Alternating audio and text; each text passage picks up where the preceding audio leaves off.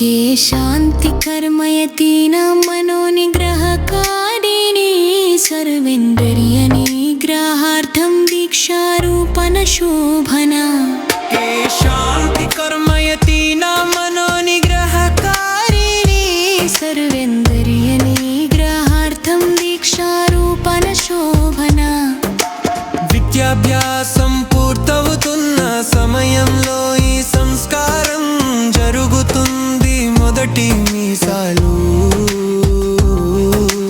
వచ్చిన తర్వాత తలకింది చేయడం ద్వారా బాలుడు బాల్యంలోంచి పరిపక్వత వైపు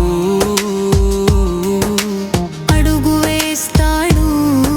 ఇది బ్రహ్మచర్యం గడిచిన నిగ్రహానికి గుర్తుగా నిర్వహించే సంస్కారం. ఈ సంస్కారం ఒక సందేశాన్ని ఇస్తుంది. ఇప్పుడు శరీరానికి కాదు, శాంతికి బలం ఇవ్వాలి. ఇంద్రియాలను జయించేటప్పుడు మాత్రమే జీవితం దేవతా మార్గంలో నడుస్తుంది. సమావర్తనం విద్యా పూర్తి అనంతరం గురుకుల విడిచి వెళ్ళే సంస్కారం. సమావర్తనమేవైతత్ విద్యా సంపూర్ణతా స్మృతిః. గురోః అనుగ్రహం లభ్యతే శ్రద్ధా యత్ర విజాయతే. గురుకులం నుంచి బయలుదేరే ఈ సంస్కారం కేవలం ఒక వీడ్కోలు కాదు. ఇది గురువుతో ఉన్న సంబంధానికి శ్రద్ధాంజలి. గురువు ఆశీస్సులు తీసుకొని జీవితం ఎదుర్కొనే సమయం. ఇది ఇప్పటి వరకు తీసుకున్న విద్యా సాధన. ఇవన్నీ ఇప్పుడు సర్వజన సేవ కోసం ఉపయోగించాలి. ఈ సంస్కారం తెలియజేస్తుంది జ్ఞానాన్ని నిలబెట్టే మార్గం సేవ.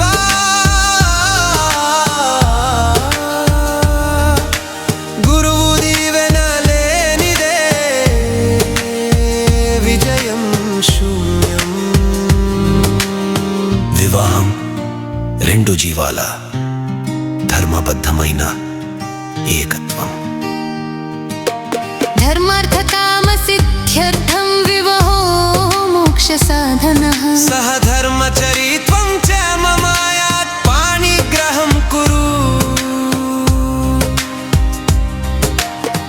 వివాహం అనేది శరీర సంయోగం కాదు, ఆత్మల అఖండ బంధం.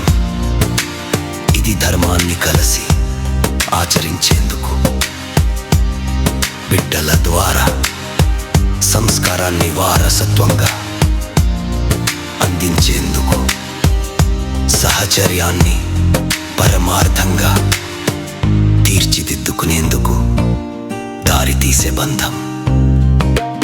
వివాహంలో ఇచ్చే మాట, నీవు నా జీవిత భాగస్వామి కాదు.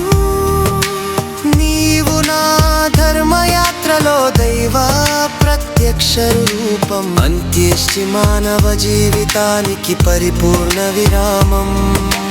అగ్నౌ ప్రణీయమానస్య శరీరస్య విసర్జనం.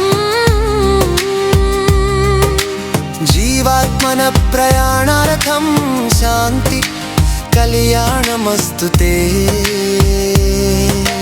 జీవితం మానవునికి దైవం ఇచ్చిన బోధన పుస్తకం. అది పూర్తయినప్పుడు శరీరాన్ని పంచభూతాలలో కలపడం, ఆత్మమోక్ష మార్గాన్ని అనుసరించడం.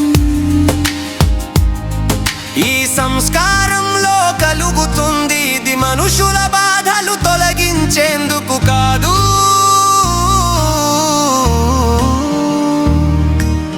పరమ శాంతిని ఆత్మకు క్షమాభిక్షగా అందించటానికి.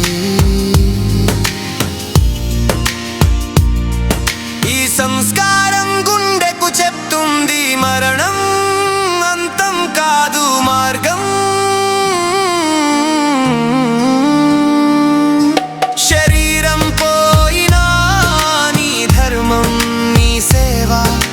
సంస్కారమే చిరంజీవి అవుతాయి.